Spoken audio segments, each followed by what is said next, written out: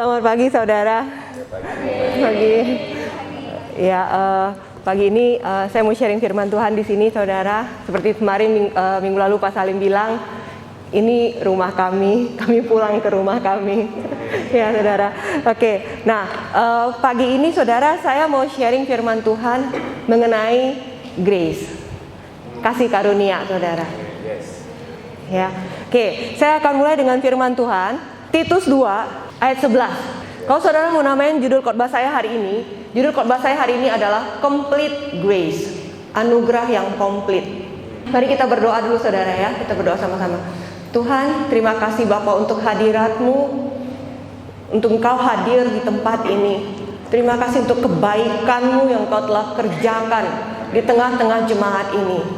Bapa, kalau pagi ini firman-Mu mau dibagikan di tempat ini, Engkau mengurapi Tuhan hamba-Mu yang berbicara, Engkau mengurapi firman-Mu, Engkau memberkati setiap jemaat-Mu yang datang dengan haus dan lapar pagi ini Bapa. Hamba-Mu berdoa Tuhan, ada firman yang penuh dengan kuasa, ada hati yang siap untuk mendengar setiap kebenaran firman-Mu. Dan firman hari ini menjadi benih yang bertumbuh kuat di dalam setiap hati jemaat-Mu di tempat ini. Kerjalah dengan bebas Tuhan Roh Kudus di tempat ini. Di dalam nama Tuhan Yesus, we honor you, Father God. It's just to glorify your name. Hanya untuk memuliakan nama-Mu di tempat ini. Di dalam nama Tuhan Yesus. Semua yang percaya katakan, amin, amin. Oke, saudara, ini dia tadi Titus 2. Kita mulai dari ayat 11, nanti kita akan baca sampai ayat 14, saudara. Ya, karena ini satu, mulai dari karena sampai nanti kita akan baca sampai titik. Ya, saudara, oke. Karena kasih karunia Allah yang menyelamatkan semua manusia sudah nyata. Ia mendidik kita supaya kita meninggalkan kefasikan dan keinginan-keinginan duniawi, dan supaya kita hidup bijaksana, adil, dan beribadah di dalam dunia sekarang ini. Saya lanjut ya.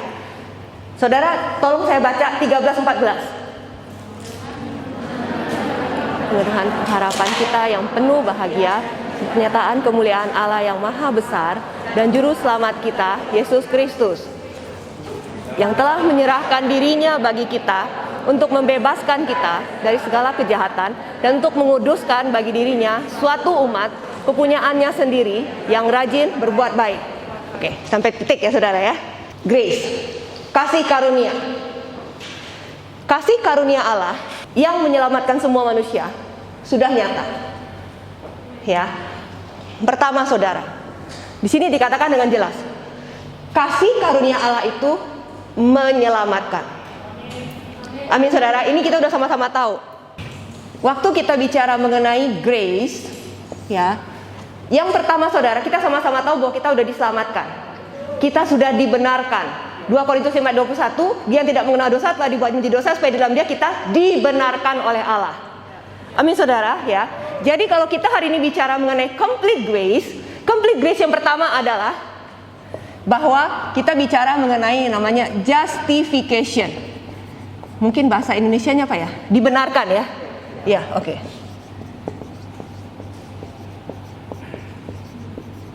Pertama saudara, kita diselamatkan dan kita dibenarkan. Ini semua kita udah tahu saudara ya. Ya, oke. Berikutnya saya skip ayat 12. Nanti saya akan bicara banyak mengenai ayat 12. Saya akan bicara dulu ayat 13. Dengan menantikan penggenapan pengharapan kita yang penuh bahagia dan penyataan kemuliaan Allah yang maha besar dan juru selamat kita Yesus Kristus. Oke, saudara, saya mau tanya. Kalau saudara lihat ayat ini, kira-kira ini janji Tuhan kan? Ini janji Tuhan nggak nih? Pengharapan kita penuh bahagia. Oke, sekarang saya bertanya saudara, kira-kira ini sekarang waktu kita hidup di dunia, apa nanti nun jauh di sana? Dengan menantikan penggenapan kita yang penuh bahagia dan penyataan kemuliaan Allah yang maha besar dan juru selamat kita Yesus Kristus. Saudara, kita menantikan. Benar kan saudara ya? Kita menantikan penggenapan pengharapan kita. Oke saudara, ya. Grace yang ketiga, ya. Ini bicara tentang namanya glorification, saudara. pemberian kemuliaan, saudara. Ternyata tadi, ya, pertama, kasih karunia menyelamatkan kita, betul. Amin, saudara. Dan kasih karunia itu nanti kita akan mengalami di mana kita akan dimuliakan Tuhan bersama-sama di surga. Amin, saudara. Nanti saya akan jelaskan lebih jelas lagi, nanti terakhir saya tutup khotbah saya dengan ini. Ya, saudara ya, penggenapan pengharapan kita. Oke, saudara. Nah, tapi sekarang saya akan bicara dulu grace yang kedua, saudara. Grace yang kedua, ayat 12. Dia mendidik kita supaya kita meninggalkan kefasikan. Saya mau tanya sekarang. Tadi kasih karunia Allah. Di sini bicara tentang kasih karunia Allah. Oke. Yang menyelamatkan semua manusia setelah nyata. Coba tolong ayat 12. Sekarang di sini dikatakan iya. Saya mau tanya sama saudara. Iya di sini siapa? Kasih karunia Allah sudah nyata. Iya mendidik kita. Saya ulang ya. Kasih karunia Allah sudah nyata. Iya mendidik kita. Saya mau tanya saudara. Iya ini siapa?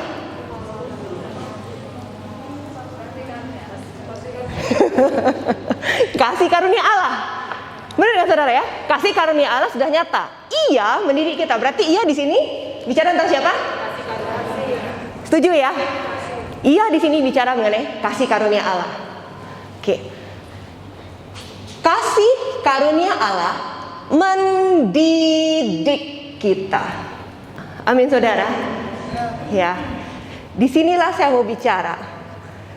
Di dalam grace ya ada yang namanya sanctification, atau mungkin di sini saya bisa bilang bahwa ada yang namanya disiplin. Banyak orang nggak ngerti, saudara.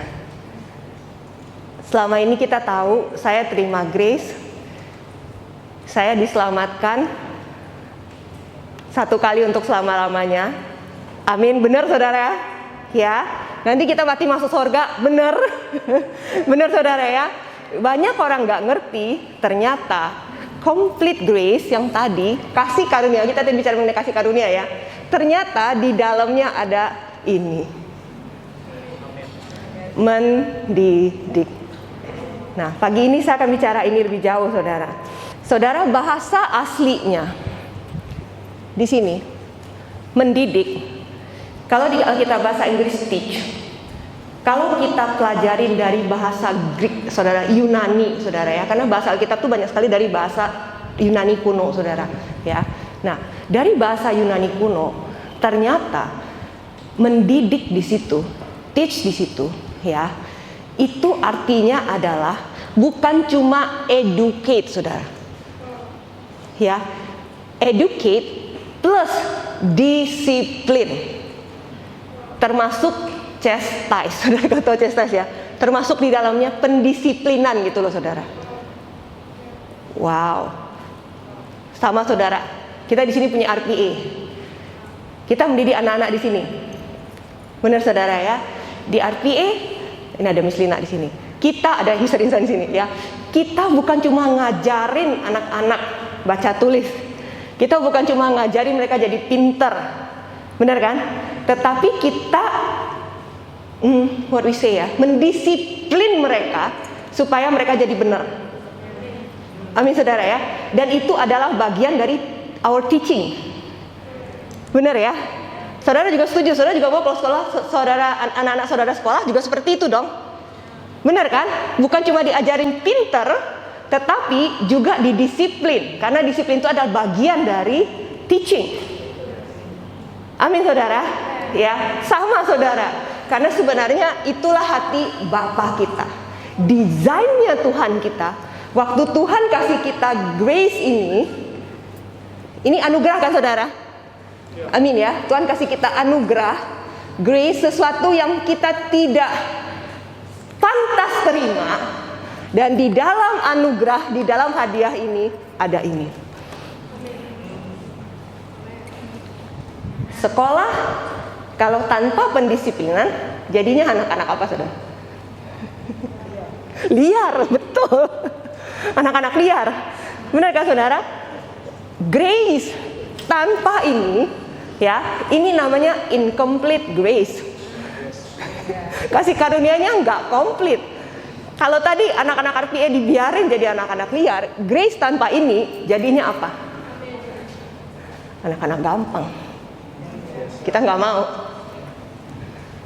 Amin saudara. Ya, nah apa hasilnya tadi? Kita udah lihat sama-sama ayat ini. Hasilnya supaya kita meninggalkan kefasikan dan keinginan dunia. Ya, supaya kita tuh nggak kemakan sama dunia gitu loh saudara. Kalau bahasa zaman now gitu loh saudara ya. Oke, dan supaya kita hidup apa saudara? Nah, kita semua mau dong hidup di sana, amin saudara. Amin ya. Nah ini terjemahannya kurang pas saudara. Kalau di Alkitab bahasa Inggris, righteously. Artinya kita yang sudah dibenarkan ini hidupnya sesuai dengan apa yang Tuhan sudah kerjakan buat kita. Amin saudara, righteously. Benar, karena sudah dibenarkan. Amin saudara. Dan beribadah. Ini tujuan pertama Tuhan kasih kita yang namanya grace. Supaya kita bisa gak kemakan sama dunia. Kita bisa beribadah. Kita bisa hidup benar sesuai dengan kebenaran yang Tuhan sudah berikan buat kita. Amin saudara. Supaya kita bisa beribadah dengan benar. Amin saudara. Nanti yang kedua saya akan cerita sama saudara lagi berikutnya. Apa tujuannya Tuhan kasih kita grace. Saya mau cerita sedikit macam-macam kata dunia. Tentang tadi kalau kita bilang ini loh. Disiplin. Banyak sekali salah kaprah di dunia tentang yang namanya disiplin. Pertama, ada orang bilang disiplin itu adalah untuk mempertahankan keselamatan. Benar apa benar saudara? Disiplin adalah untuk mempertahankan keselamatan. Ada yang bilang benar, ada yang bilang salah. Thank you Pak responnya. Oke, saudara, kita buka ayatnya aja ya. Oke, Filipi 2 ayat 12. Hai saudara-saudara kekasih, kamu senantiasa taat, karena itu tetaplah kerjakan keselamatanmu. Oke, dengan takut dan gentar. Oke, saudara, tetaplah kerjakan keselamatanmu. Saudara di situ ya ayatnya ya, kerjakan keselamatanmu. Oke, ayat ini mengajarkan kita untuk mengerjakan keselamatan kita atau mempertahankan keselamatan kita. Saya lihat, mengerjakan. Ya, bahasa aslinya di sini kalau di bahasa Inggrisnya work out. Saudara pernah work out? Ya, work out sudah tahu ya. Work out, exercise. Saudara, work out. Nah, itu dia saudara. Work out. Kata yang dipakai di sini itu work out. Oke, saudara, exercise gitu loh, saudara. Ya. Jadi Tuhan enggak pernah mengajarkan kita mempertahankan keselamatan kita. Waktu kita yang namanya mempertahankan keselamatan kita, ya, itu artinya apa? Kita berdoa supaya Tuhan senang lihat saya, mudah-mudahan nanti saya diterima kembali lagi kepada hukum Taurat, saudara. Itu yang disebut dengan mempertahankan keselamatan. Jadi mempertahankan keselamatan maksudnya apa? Kita melakukan perbuatan baik supaya yang perbuatan baik kita ini diterima sama Tuhan. Padahal Tuhan gak pernah suruh kita melakukan mempertahankan, tetapi Tuhan bilang work out, saudara. Ya, amin saudara. Ya, oke. Nah, terus bagaimana dengan hukum Taurat? Tadi saya bilang bahwa ada kelompok orang yang mempertahankan kemerdekaan dan kita kembali kepada hukum Taurat. Terus bagaimana? Sebenarnya saudara, kalau sini kacau nggak? Kacau kenapa? Karena semua orang mau jalan. Benar kan? Ya, kita perlu ada rambu-rambu. Benar nggak? Perlu ada traffic light supaya orang tahu berhenti. Ya, saudara, sebenarnya seperti itulah hukum Taurat. Hukum Taurat dibikin sama Tuhan. Buat kita sekarang, hukum Taurat itu kayak buat kita mengenal. Oh, ini hatinya Tuhan saya. Tuhan saya mau saya stop loh di sini. Kenapa? Karena kalau saya nggak stop di sini, nanti ke depan itu bisa chaos. Saya bisa tabrakan. Kenapa Tuhan saya kasih saya harus stop di sini? Tuhan saya harus kasih di sini ada traffic light. Karena Tuhan itu baik.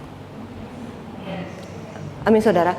Itulah sekarang waktu kita memandang, waktu kita baca firman, waktu kita melihat hukum Taurat, kita melihat hukum Taurat itu dari hukum Taurat itu bukan untuk kita, tetapi buat kita belajar. Amin saudara. Dan inti dari semua itu adalah Tuhan mau kasih tahu sama kita bahwa I love you. I give you warning, I give you traffic light. Saya kasih kamu traffic lightnya nih loh, supaya kamu ngerti hatinya saya, karena saya mau kamu diberkati. Amin saudara ya. Jadi kalau tadi ada orang yang disiplinnya untuk mempertahankan kemerdekaan itu mempertahankan keselamatan, benar gak saudara? Salah. Kita work out. Saya nggak six pack sih saudara ya. Gini saudara, ini di dalam setiap ini nih, Pak Salim ini six pack. Gini, gini saudara, gini. Saudara kita semua pasti pingin six pack dong, bener kan? Oke, oke ya, ya dong, bener kan? Nah, saudara begini. Tapi kenyataannya, oke, saudara, jadi gini, semua kita kepingin six pack. Oke, saya mau tanya sama saudara, sebenarnya kita punya six pack nggak? Punya. Masalahnya six pack kita kemana?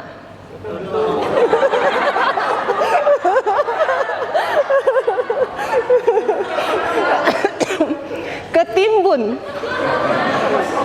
Benar gak? Six packnya ketimbun sama lemak. Jujur ya, bener kan? Tapi sebenarnya kita semua punya kan? Punya kan? Punya. Oke, masalahnya kan ketimbun. Oke. Nah, untuk six pack itu bisa dimunculin, saudara harus apa? Work out. Benar kan saudara kan ya? Nah saudara, itulah sebenarnya, itulah salahnya kalau orang yang pegang kasih karunia untuk mempertahankan kemerdekaan. Ya, jadi kita itu sudah punya keselamatannya. Amin saudara, kita nggak harus pertahankan keselamatan itu, six pack-nya udah di dalam, tinggal di work out. Amin saudara, tidak dipertahankan. Amin ya saudara ya. Oke, nah kenyataannya sekarang saudara, kita kan nggak lakukan hukum Taurat lagi. Benar kan saudara? Sadarkah saudara, kita itu di atasnya lo. Di atasnya lo. Contoh. Jangan membunuh. Ya, firman Tuhan kan bilang kan, di hukum Taurat, kamu jangan membunuh. Bukan sudah menikah aja, suami istri. Firman Tuhan bilang, hai suami, kasihilah istrimu seperti Kristus sudah mengasihi jemaat. Benar nggak saudara? Di hukum Taurat tadi jangan membunuh. Oke, di kita sekarang ya, buat kita sekarang yang hidup dalam kasih karunia, udah pasti kita nggak bunuh. Iya kan? Tetapi bukan cuma nggak bunuh, kita di atas hukum Taurat itu kita mengasihi. Saudara, itulah kita di atas hukum Taurat. Karena Yesus sudah menggenapi semua hukum Taurat itu buat kita, sehingga kita mampu melakukan di atas hukum Taurat itu. Amin saudara. Ya, Alkitab di hukum Taurat jangan mencuri. Benar kan? Jangan mencuri. Kita sekarang kita nggak mau nyuri dong. Gak ada anak Tuhan nyuri, benar kan? Kita bukan cuma tidak mencuri, kita bukan cuma tidak ngerampok, kita mengembalikan perpuluhan. Saudara, bagaimana kita di atas hukum Taurat? Hanya karena kita sudah terima kasih karunia. Amin saudara ya. Berikutnya saudara. Berikutnya yang kedua. Ada lagi orang yang bilang, kita melakukan disiplin rohani supaya kita diberkati. Ke gereja dong. Kalau nggak di gereja gimana hidupnya mau diberkati? Baca firman dong. Kalau nggak gimana hidupnya mau diberkati? Kan ada ayatnya tuh. Kamu harus seperti baca firman, nanti kamu akan seperti pohon yang ditanam di tepi aliran air, yang menghasilkan buahnya pada musim yang tidak layu, daunnya apa saja yang diperbuatnya berhasil. Benar gak saudara? Setengah benar. Setengah benar. Ya, saudara, kenapa? Karena saudara, kalau tadi kita bilang ke gereja dong, gimana hidupmu diberkati? Dengan kata lain, kita mau bilang gini. Berarti kita menganggap ibadah itu adalah sumber berkat. Iya dong? Iya dong? Berarti saya baca firman sumber berkat. Jadi saya ke gereja sumber berkat. Ya, 1 Timotius 6 ayat 5b. Ternyata ada orang tertentu yang mengatakan bahwa ibadah itu adalah sumber keuntungan. Yang tidak lain, kalau kita bilang zaman sekarang, itu bicara tentang ini loh saudara. Cien dan cien. Saya mau kasih saudara ilustrasinya kayak gini. Saya dikasih sate. Saya dikasih sate Madura. Ya. Oke. Nah, sate yang pertama di sini, ini saya dikasih kesehatan, dibayar semua sakit penyakit saya. Sate berikutnya saya dikasih umur panjang. Oke saudara, sate berikutnya saya dikasih hubungan suami istri yang harmonis. Sate berikutnya keturunan saya diberkati. Sate berikutnya saya mengalami penerimaan. Sate berikutnya kutuk saya dibayar. Ke sate berikutnya lagi semua luka saya disembuhkan. Sate berikutnya lagi saya mengalami hubungan saya dipulihkan. Oke saudara, dan yang terakhir saya dikasih acar, ya, dikasih duit. Oke. Terus saya bilang sama yang kasih, saya cuma mau acarnya doang. Yang lainnya nggak usah. Tadi saudara bilang tadi apa? Ke gereja dong, biar diberkati. Benar kan? Baca firman dong, biar diberkati. Berarti apa? Kamu cuma mau ininya doang dong. Kamu cuma mau acaranya doang dong. Saudara mau dapat cuma acara doang? Waktu dikasih semua sate? Enggak dong. Benar kan saudara? Sekarang saya tanya, kalau saudara dikasih semua sate, siapa yang mau cuma acaranya doang? Nggak ada yang mau, benar kan saudara ya? Tetapi waktu kita dikasih sate, kita mau semuanya.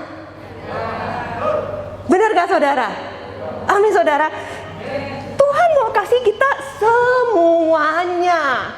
Ya, saudara, karena itu kalau ada Injil yang bilang bahwa ibadah itu adalah sumber keuntungan, itu salah besar.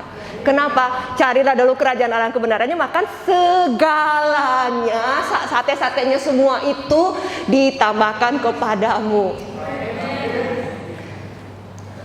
Amin saudara. Jadi bukan cuma untuk diberkati cien dan cien. Ya, saudara. Oke. Itu disiplin yang kedua, saudara, ya. Berikutnya, saudara. Berikutnya.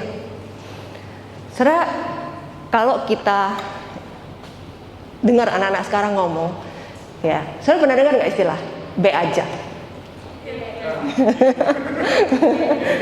Pernah dengar ya? B aja. Ya, oke. Papa mama tahu nggak ya? Ya, oke ya. Ini makanan rasanya gimana? B aja. Ya, atau aduh ini barang bagus amat ya, B aja. Saudara ya. Oke, B aja tuh istilah katanya tuh biasa aja gitu loh. Ya. Nah, istilah ketiga ini ada orang tipe-tipe orang tertentu yang punya disiplinnya B aja. Dengan kata lain, disiplinnya pas-pasan. Ya, saudara ya. Ya, kalau gue sempat gue baca lah. Kalau enggak apa boleh buat? Doa enggak tiap hari? Doa. Doa makan pagi, doa makan siang, doa makan malam, sama doa mau tidur 2 menit. B aja. Ya kan saudara? Kalau ke gereja nyembah enggak? Nyembah, B aja. Aduh loh saudara, orang udah praise gini, gini, dia B aja. Saudara, ini tipe orang yang semuanya B aja, termasuk lakukan firman-Nya juga B aja. Dipilah-pilah. Semoga nggak ada di sini. Saudara tunjuk orang sebelah, bukan lu gitu ya. bukan lu. Ya saudara ya. Berubahnya juga B aja. Ya, saudara, katanya apa? Karena sudah terima grace, malu. Saudara, ini disiplin yang salah. Amin saudara, ya. Berikutnya saudara, lebih parah dari ini, saudara ya. Ada lagi yang namanya disiplin, saya sebut mungkin disiplin murahan, saudara. Semua sudah dibayar. Bokep, hayo. Judi, hayo. Semua sudah dibayar. Yang penting gue udah lahir baru. Ada nggak yang kayak gini saudara? Ada, tapi nggak ada di sini. Ya, amin saudara ya. Oke, ya. Nah, yang saya mau bicara adalah Injil kasih karunia yang benar saudara. Itu tadi yang salah semuanya. Ya, itu semuanya yang salah. Ya. Nah, tadi kita udah tahu bahwa kasih karunia itu mendisiplin. Amin saudara ya. Nah, disiplin itu ibaratnya, saya punya ini saudara ya. Oke. Ini minuman kesukaan Pak Salim nih saudara ya. Oke. Tadi saya beliin. Oke. Sorry. Saya kasih Pak Salim ini ya. Oke saudara. Oke. Hani, minum Han.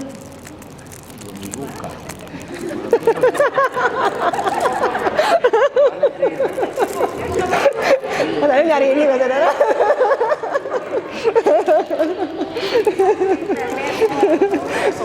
Susah kan saudara minumnya begini. Bener kan saudara kan? Butuh ini kan saudara? Iya. Bener kan saudara? Sorry ya. Ini tadi saya kasih ke Pak Salim. Oke. Ini bicara mengenai grace. Amin saudara. Dan ternyata grace ini nggak komplit, nggak bisa diminum kalau nggak ada sarananya. Pipet. Benar ya saudara, kita butuh sedotan. Ya tadi saya nggak bisa minum, tapi waktu saya kasih dia sedotan, dia bisa minum. Iya. Kenapa? Karena, excuse me, grace tanpa sarana, grace itu nggak akan nikmat. Nggak bisa dinikmati. Tanpa disiplin, anugerah itu tidak akan nikmat, tidak akan membawa berkat buat hidup kita. Kita butuh sarana. Amin saudara ya. Itulah buat saya menjelaskan yang namanya disiplin saudara. Ya, jadi saudara, waktu tadi saya kasih Pak Salim ini satu komplit ini. Hani mau ini kan? Mau kan? Saya kasih ini dan dia mau ini kan? Sedotan kan? Berarti saudara, waktu kita terima kasih karunia dari Tuhan, waktu kemudian kita ditawarin, disiplin mau nggak?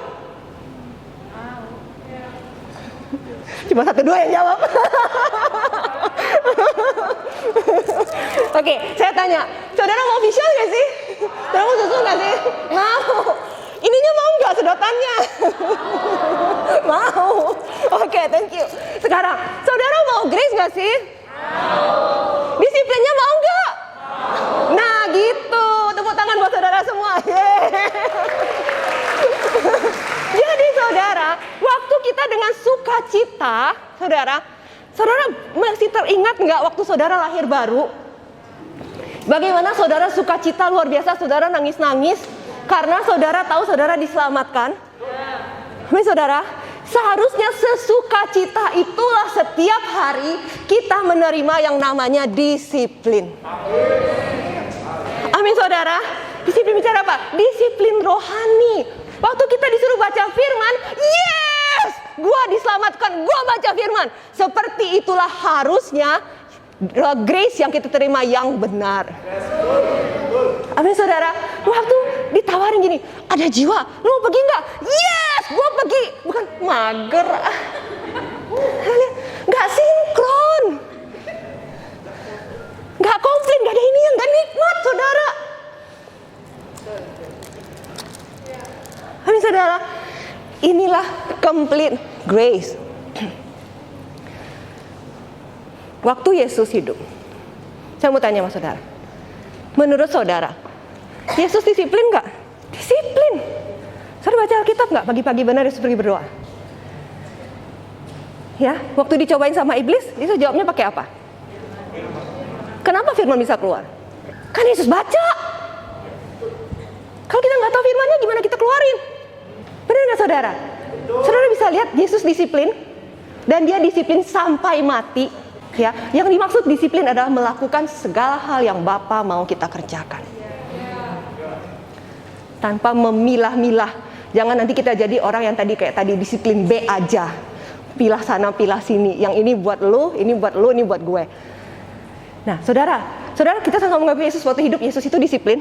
Amin saudara. Dan anugerah itu adalah Yesus sendiri. Dan Yesus yang disiplin itulah yang sekarang ada di dalam diri kita, sehingga kita pasti sanggup disiplin. Amin saudara. Ya, anak-anak muda suka banget sama Michael Jordan. Saudara kebayang gak sih kalau ada seorang anak muda, dia suka banget sama Michael Jordan, terus dia pakai baju, beli baju kayak Michael Jordan, terus dia pakai sepatu kayak Michael Jordan, ya, terus dia jemur di matahari tiap hari 2 bulan supaya jadi hitam kayak Michael Jordan. Terus rambutnya dibotakin, itu saudara ya. Terus dia angkat supaya ada otot gitu saudara ya. Habis itu saudara, dia latihan 2 bulan. Habis itu dia main di lapangan. Dia ikut Liga Nasional, bergaya ala Michael Jordan. Menurut saudara, berhasil apa Gatot? Gatot. Kenapa saudara? Karena kita cuma tiru gaya luarnya. Benar gak saudara? Kita tiru gaya luarnya, tetapi kita nggak benar-benar dapetin Michael Jordan beneran. Benar gak saudara kan? Ya. Oke, saudara, banyak orang Kristen kayak gini. Bilang gue Kristen, gue ke gereja, cuma New Life lagi. Tetapi cuma tiru gaya luarnya. Saudara bayangin kalau benar-benar kita mau jadi kayak Michael Jordan, gimana caranya? Michael Jordannya dimasukin ke dalam kita, sehingga akhirnya kita jadi benar-benar powerful. Seandainya bisa.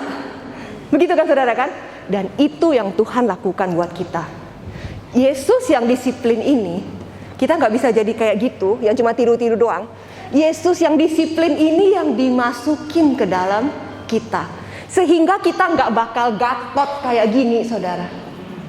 Amin saudara, amin. Kita gak bakal gatot, tapi kita pasti berhasil waktu kita mengerti yang di dalam saya adalah Yesus sendiri, Yesus yang disiplin itu. Amin saudara, amin ya. Nah, saya akan tutup saudara. Dengan efek yang kedua. Tadi kita sudah mengerti kasih karunia yang benar, yang komplit. Amin saudara. Saudara sekarang bangga dengan disiplin saudara. Saudara bangga kalau kita baca firman. Saudara bangga kalau kita bayar perpuluhan. Ya, saudara bangga kalau saudara dimarahin kalau saudara salah. Amin saudara. Amin ya. Saudara, kita bangga dengan semua pendisiplinan rohani karena itu bagian dari grace kita. Amin saudara. Nah saudara, berikutnya saudara, tadi efeknya ya, berikutnya saya akan bicara. Tadi efek pertama Tuhan bilang bahwa kita akan jadi bijaksana. Amin saudara. Ya, kita akan tadi kita akan jadi bijaksana, kita akan jadi hidup benar ya saudara ya di dunia ini ya. Amin saudara ya. Nah, berikutnya saudara, waktu kita mengerti complete grace. Tahukah saudara, kuasa Yesus yang dimasukkan ke dalam kita, termasuk pendisiplinannya itu, mengubah kita dari dalam. Ini saudara, waktu tadi kita sambut disiplin ini dengan yes, saya suka disiplin, saya suka dilatih sama Tuhan, saya suka berdoa, saya suka melakukan semua firman Tuhan. Sudah tahu, disiplin itu mengubah kita dari dalam. Amin saudara. Ya. Kita buka firman Tuhan. 1 Korintus 15 ayat 10. Disiplin yang mengubah kita dari dalam itulah yang memampukan kita untuk melakukan banyak hal yang Tuhan mau kita lakukan. Dimulai dari mana? Disiplin. Ya, 1 Korintus 15 ayat 10. 1 Korintus 15 ayat 10. Tadi kita bicara mengenai kasih karunia saudara. Amin saudara ya. Kasih karunia Allah. Tapi karena kasih karunia Allah, aku adalah sebagaimana aku ada sekarang. Amin saudara. Karena Paulus sangat mengerti yang namanya complete grace, ya. Dan kasih karunia yang dikaruniakan padaku tidak sia-sia. Sebaliknya, aku telah bekerja lebih keras daripada mereka semua. Tetapi bukan aku, melainkan kasih karunia Allah. Saya lihat hasil dari complete grace menghasilkan Paulus yang bilang, aku bekerja lebih keras. Saudara, ini harusnya juga yang terjadi pada kita semua yang menerima complete grace. Wow. Saudara, karena itu saudara, saya percaya Tuhan mau bicara ini sama jemaat ini pagi ini. Saya tadi waktu saya siapin firman Tuhan, saya siapin ayat ini. Saya nggak tahu tadi WL siapin lagu You Worthy of It All. Tapi saya mau tutup firman Tuhan hari ini dengan ayat ini. Saudara, waktu di Wahyu, mereka melemparkan mahkotanya. All the saints angel, ya, mereka melemparkan mahkotanya. Ya, saudara, kita nyanyi sama-sama kan? Mereka melemparkan mahkotanya. Saudara, coba kita buka deh. Wahyu 4 ayat 10-11. Maka tersungkurlah ke-24 tua-tua itu di hadapan dia yang duduk di atas tahta itu, dan mereka menyembah dia yang hidup sampai selama-lamanya. Dan mereka melemparkan mahkotanya di hadapan tahta itu, sambil berkata, ya Tuhan dan Allah kami, Engkau layak menerima puji-pujian dan hormat dan kuasa. Sebab Engkau telah menciptakan segala sesuatu, dan oleh karena kehendak-Mu semuanya itu ada dan diciptakan. Saudara, mereka melemparkan mahkotanya. Tadi waktu kita bicara mengenai glorification, saudara tahu bahwa kita semua nanti akan dimahkotai di surga. Kita memerintah bersama dengan Allah. Dan kenapa mereka melemparkan mahkotanya? Kenapa saudara? Karena mereka mengerti bahwa mereka sudah menerima yang namanya grace ini. Dan grace ini yang memampukan mereka untuk akhirnya melakukan apa yang Tuhan mau mereka lakukan. Waktu mereka mengerti complete grace ini saudara, sama seperti Paulus, kita dapat melakukan jauh lebih banyak daripada apa yang kita bisa bayangkan kita lakukan. Amin saudara. Dan kemudian sesampai di sorga saudara, kita diupahin sama Tuhan kita dikasih reward sama Tuhan. Karena Alkitab yang bilang bahwa Tuhan memberi upah kepada orang yang sungguh-sungguh mencari Dia. Amin saudara. Dan kemudian saudara, waktu kita nanti di sorga saudara, waktu kita berlutut sama-sama di hadapan Tuhan saudara, dan kemudian kita akan bilang sama Tuhan, Tuhan saya gak layak terima ini semua. Kenapa? Saya bisa melakukan ini semua hanya karena Engkau sudah melakukannya terlebih dahulu buat saya. Amin saudara. Itu sebabnya mereka melemparkan mahkotanya saudara. Anugerah yang bekerja di dalam diri kita. Saya kasih tahu sama saudara, waktu saudara mengerti ini, dan ini hidup di dalam kita, saudara harusnya kita semua akan menjadi seperti Paulus, bekerja jauh lebih keras daripada apa yang sanggup kita pikirkan, kita lakukan. Dan nanti saudara, bersama-sama nanti kita di surga, kita akan melemparkan mahkota kita di hadapan Raja kita. Amin saudara.